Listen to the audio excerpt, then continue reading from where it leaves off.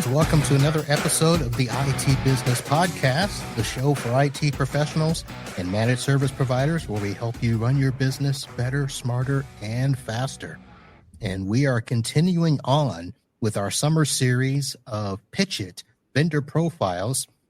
These are companies that are kind of in startup mode, some of them, but basically they are in this incubator program to help themselves get some money, get themselves dipped into the channel and start working with us as MSPs in the best possible way forward. The IT Nation community is doing this, and we hope to see 3 of these contenders on stage this November in Orlando at IT Nation Connect. And I just saw somewhere where they tried to dub this IT Nation Connect Global. So it should be a big, big conference coming up this year. Today's vendor that we are seeing is TurboDocx, but you should think of it as TurboDocx because that's how it's spelled. And I've got Nicolas Fry, the founder and CEO, joining me, a fellow Florida man. Nick, how are you? Florida man, I love it. Yes, I'm doing well. How are you, Uncle Marv? I'm good. I am good. So TurboDocx, not to be confused with any other turbo things on the internet, but basically this little automating your documentation platform, right?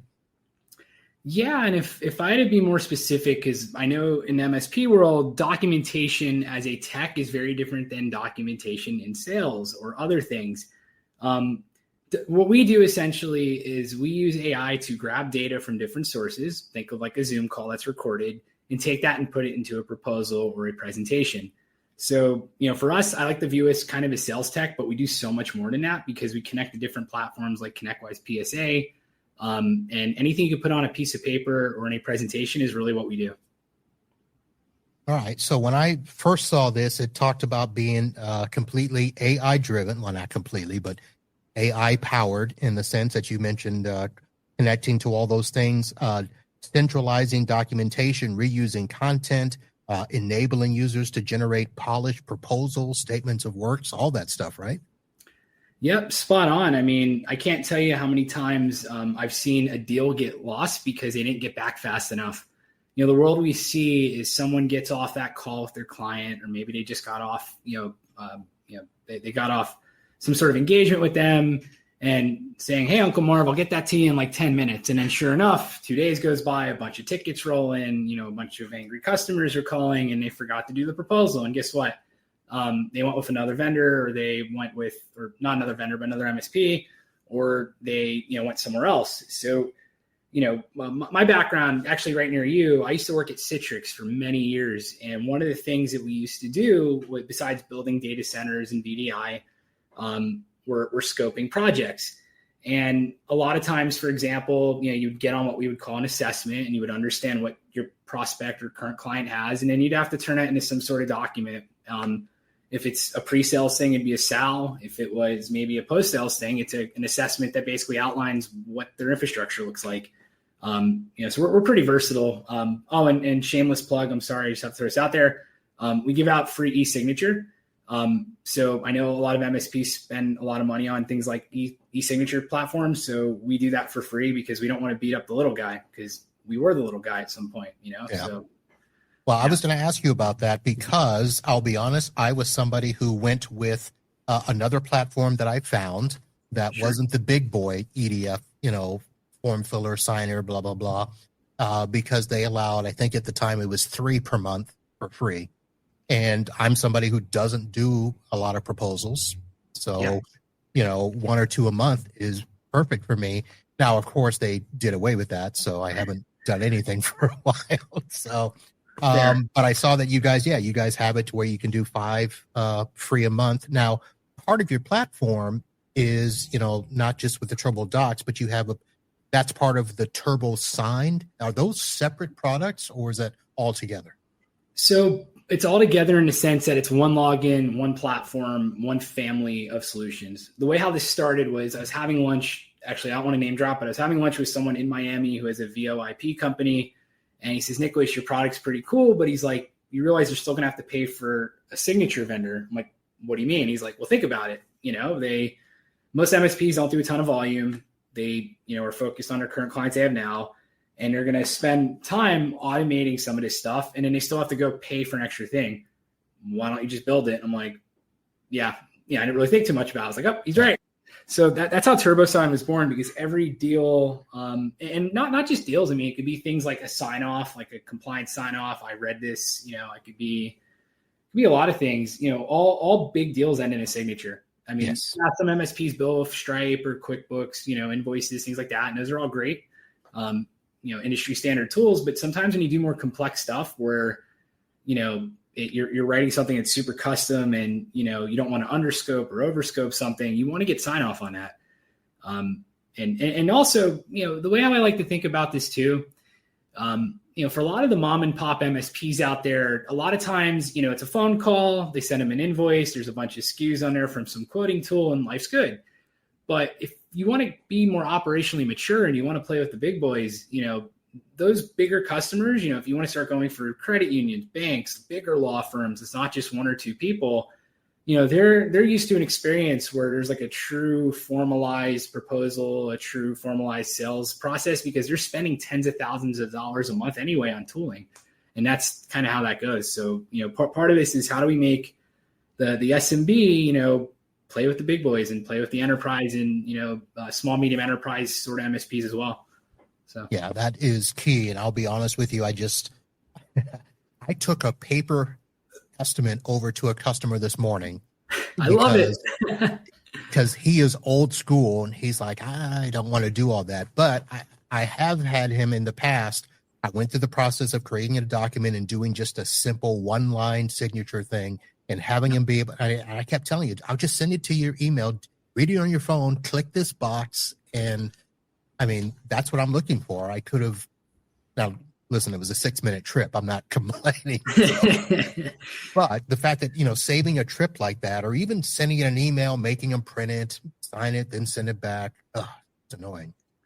Oh, I agree. And, like geeking out for like 2 seconds, if somebody scans an email scans like a wet signature, I mean, there's ways to prove it's valid. It's been done that way for years, whatever. But when it comes to e-signature, believe it or not, there's like all this like technical stuff behind it, like a certificate, for example. So just like you have, TLS certificates for the browser, and some people have to manage the lifecycle of that. There's actually certificates that back an e-signature. And when you open it in products like Adobe Reader, for example, kind of like a Twitter blue check mark, you'll get like a green one. Right. And, a lot of these free solutions out there, they're more or less just superimposing a signature SVG, like you sign it on your phone, it creates an image and then just puts it on the PDF. And that's cool. But if you want to prove like, hey, Uncle Marv actually did sign that, and so did Nicolas Fry, there's a whole enchilada of things you have to go through to prove that, for it to truly be e-sign and UETA compliant. So. Now, okay, we're getting off track here, but I like this track that we're on. So how detailed... I'm a geek at heart. Let me just start by saying that. Like, I used to be a software engineer. I still write a lot of code for our company. Well, you worked for Citrix, and you worked with Okta and some of these other big name companies. We'll get to that in a moment, but I wanted to ask, how detailed does your trail get? Because I know that sometimes I like it when I can see, this is when the person viewed it, this is when the person signed it, here's the IP address, all the timestamps and all that stuff. Do you have all of that in your TurboSign? All of the above. And then the cool part is, and I kind of left it in as almost as like an Easter egg, because the average person, they don't care about how it works, just that it works. But every chain in that sequence of the audit trail is based off the hash of the previous entry. So what that means, like without using, without memeing about blockchain and all that, it's, more or less kind of what we're doing. So each event that we fire off in the audit trail is signed and hashed by the previous one. So the only way to get to the end of the tunnel, the first hash to the last hash, is to go through that whole process. So like we had to do all this cool, like cryptography stuff, like in code to make that possible. And to be fair, you need to do it anyways, but we kind of, we surfaced it in such a way, like where it wouldn't be confusing to an end user, but someone who understands that stuff will like appreciate it. All right. So what was the actual aha moment for you to start this after being at all those other places? And don't tell me it was that friend from Miami who I think, I'm going to see if is he also known to like the Philadelphia area? Potentially. Why? Who are you thinking of?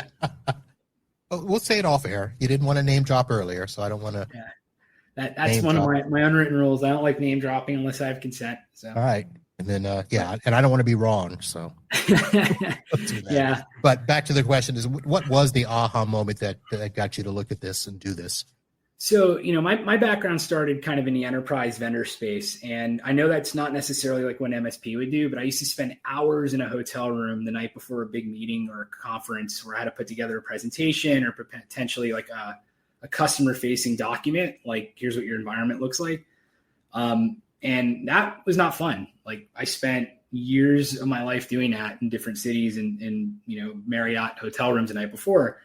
But, imagine like the process was you'd open up your OneDrive, you'd pull the one from another customer, you find and replace. Of course, I never admit this out loud on a reported podcast. This is all hypothetical, but So you do that. It's a case study.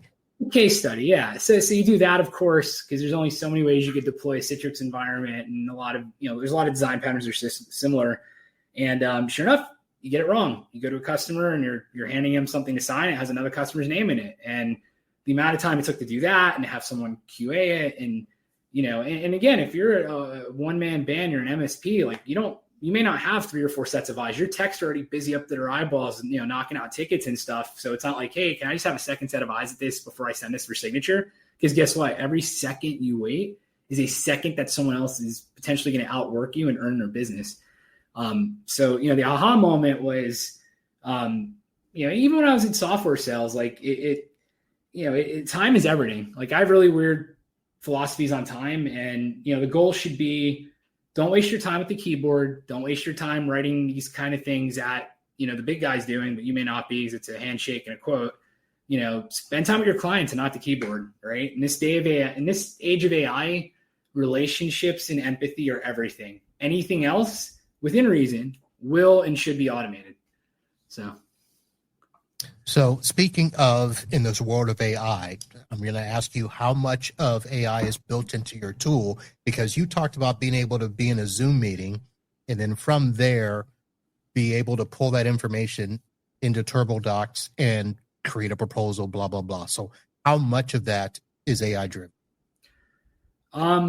So I'm going to split this into like 2 answers. The first answer is, let's say you don't trust AI, and there exists MSPs like that. They have a very interesting perspective on the bigger tools they might have licensing with. Like, there are a lot of them are Microsoft shops, and they use Copilot, which is an awesome tool.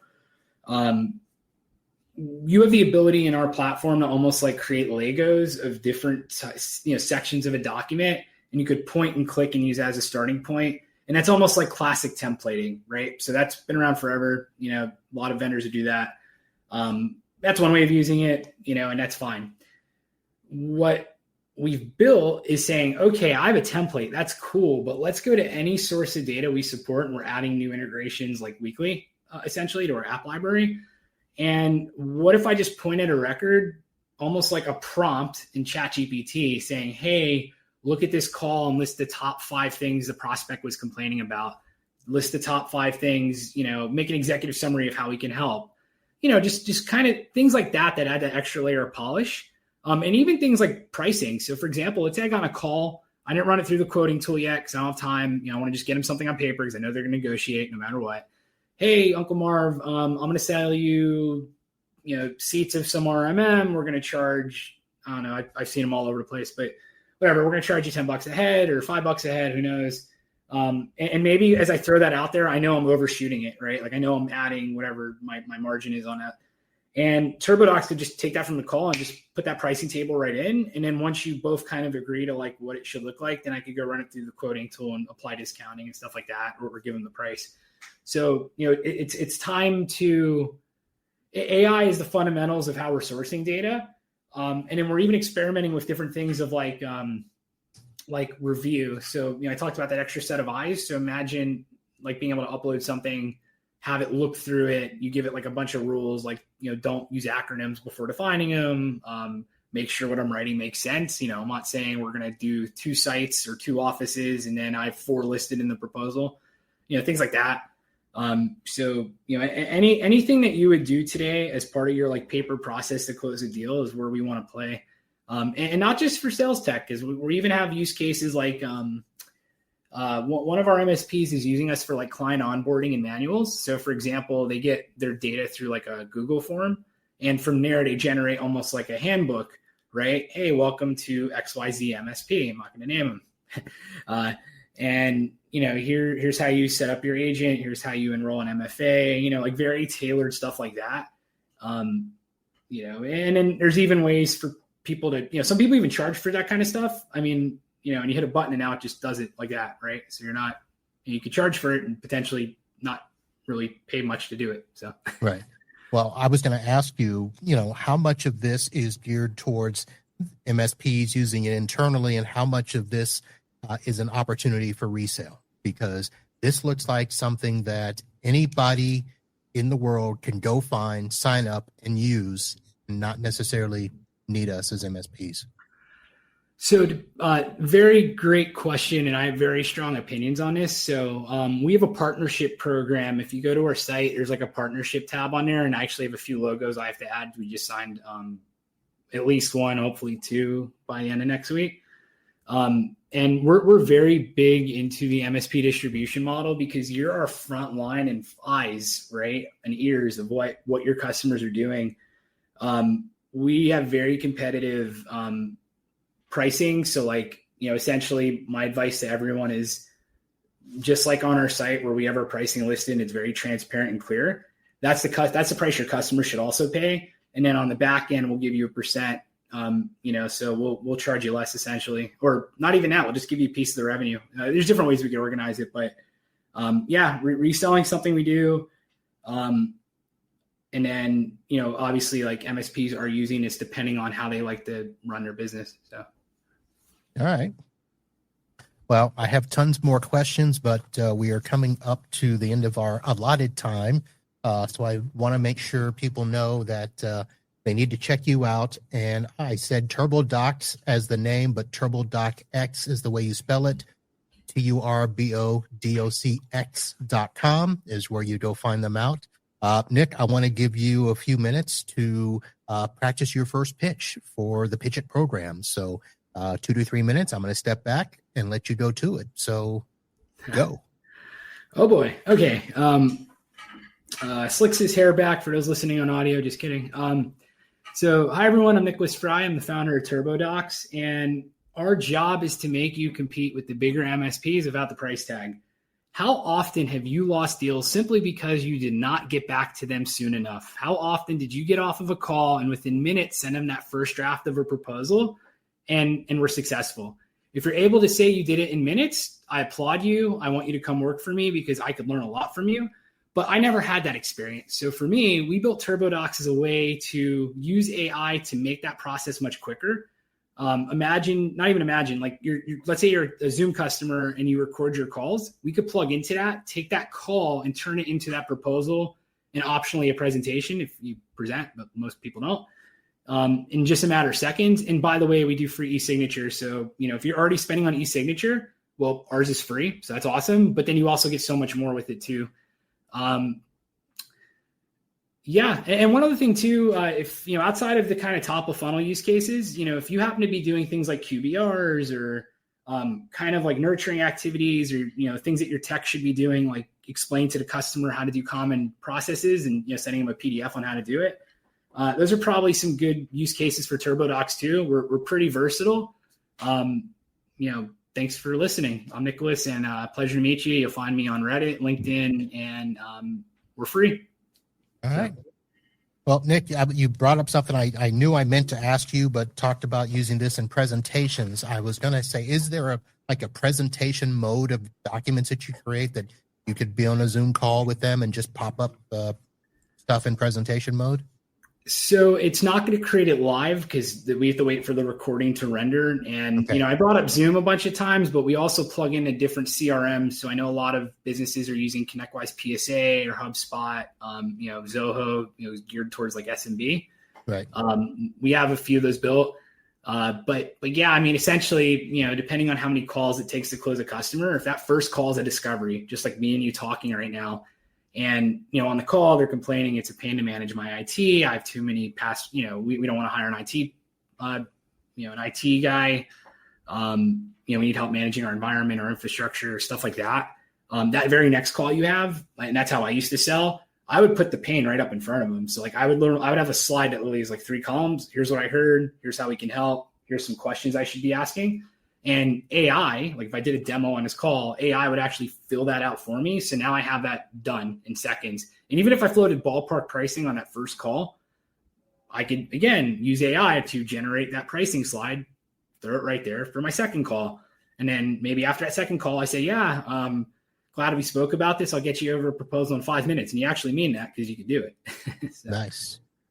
All right. And I did want to reference the fact that there is a free plan that you can do free e-signatures, 5 a month. You can do 5 deliverable generations, unlimited standard integrations for a single user, 1,000 AI credits. I should have asked you, what's considered an AI credit? So like most companies in this space, and this is more of an art than a science, every vendor has like a free tier now that has AI, but obviously as the vendor and as a startup, we don't want to get a huge bill at the end of the month and be like, well, what happened? So what we do is we have buckets of credits, and depending on which plan you have, we'll up it, and some give unlimited for now at least. And I hope to continue that as the price of AI keeps going down and down. That's awesome. I'm for the business. So different activities you do in TurboDocx would consume a different amount of credits. So whether you go into Zoom or you use your knowledge base is like let's say you upload your last 5 proposals, we could chop it up and have our AI use that as a reference to generate the next one, for example. Each of those activities costs a different amount of credits. And then our free tier, and again, someone does 1, 2 a month, I think they'll be fine on the free tier between me and you. But if not, our next jump point as of right now is $10 a month. Oops, not the end of the world, right? So, right. And they'll get plenty more. So, all right, Nicolas, thank you very much for taking time to hang out with me here. And at some point, we're going to get together and hang out as Florida men, since love it. You're not too far away, so not at all. Should be something we can do here pretty easily. So, TurboDocx.com, folks, look for them, check them out, and I don't know how the voting is done for IT Nation Pitch It, but chalk them up, talk them up, and share this podcast with people so they can be one of the 3 on stage in November. Thank you, Uncle Marvin. It's been a pleasure being on your podcast, and thanks again. All right. That's going to do it, folks. Be sure to check us out for more vendor profiles for the IT Nation Pitch It. I don't know. We've got 7 or 8 left to fill out the summer, and then we'll see you in November in Orlando at IT Nation Connect. That's going to do it, folks. We'll see you soon. And until next time, holla.